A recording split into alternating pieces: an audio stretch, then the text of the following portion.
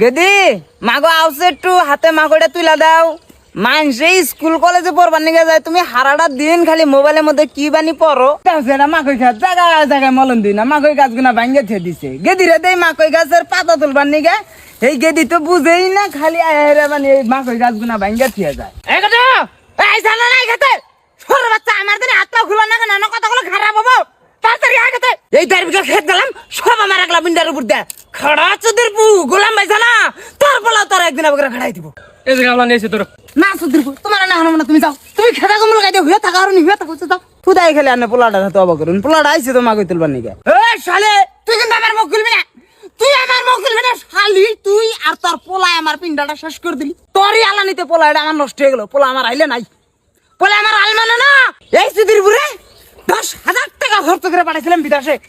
এই চোদ্দের পু বিদেশে 3 মাস টাকা না, খালি বাচ্চা খালি হইয়া থাকে।